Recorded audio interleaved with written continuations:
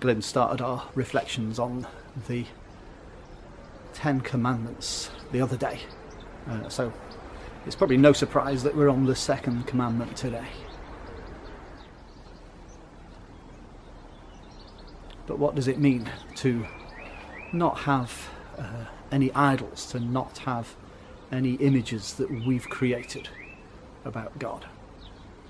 And we might think, well, we've never made a sculpture of God, we've never painted anything that looks like what God might look like. In fact, as a church, we might think, well, that's just not part of what we do. But even then, maybe there are things that we do have in our lives that come between us and our loyalty to God. Maybe there are things that stop us from being 100% committed to God. I like watching sport, and it would be very odd, wouldn't it, if one of the football players or rugby players was supposed to be working or playing for a particular team, but in between the games he played for a different team. We would say that that player wasn't loyal to his team.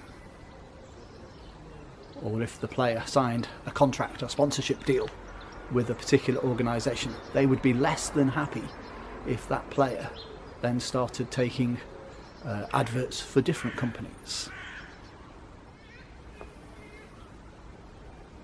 You might think, well, I do follow God. I do what he wants me to do.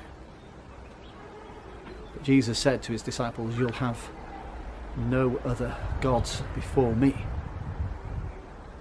He also said you can not have more than one master, because you'll love one and hate the other, or you'll be loyal to one and despise the other.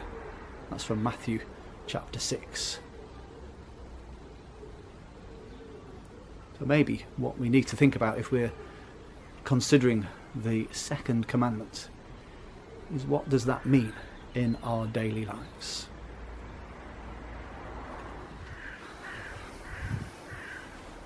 You know, when you go shopping and they say, oh, it's so much money, please.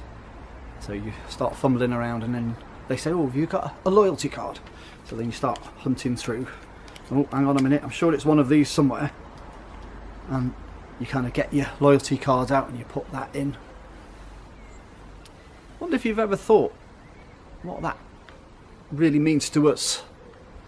What is the purpose of having a loyalty card?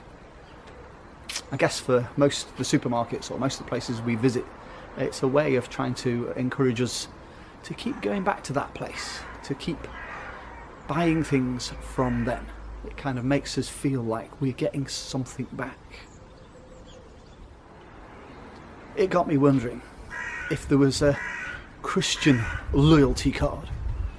I wonder how we would use that. I wonder what it would mean to us. What would our expectations be from God?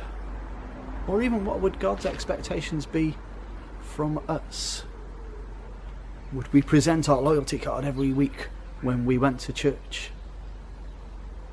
Or would we be able to use it every day because that's how loyal we are to God?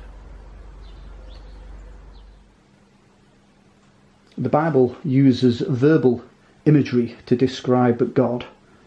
And some of the examples that we can think of is that God is the shepherd from Psalm 23.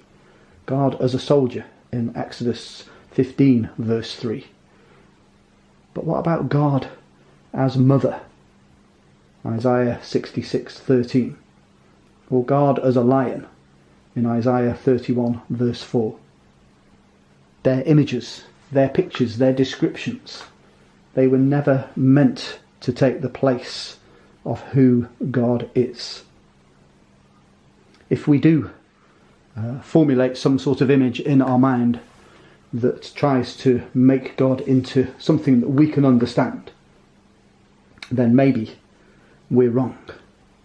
But it's easy for us sometimes to assume that we don't have a problem because we're not the richest of people, And if we compare ourselves to others around us, then we're not as bad as they are, we're not as rich as they are. We don't have an issue with idolatry like other people do. But maybe actually what we're doing is we're kidding ourselves, because there might be things in our lives that we have put up as an idol, put up as an image, that prevents us from seeing God for who he really is.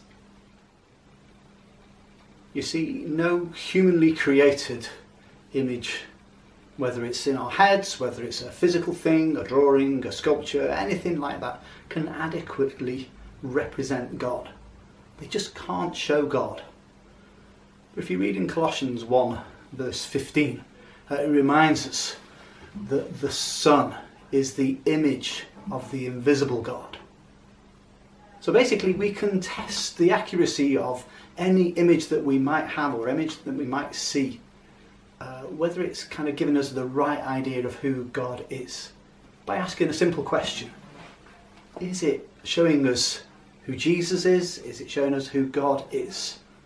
Or is it something that's going to warp our idea of who God is? Is it going to change our perception of who God might be?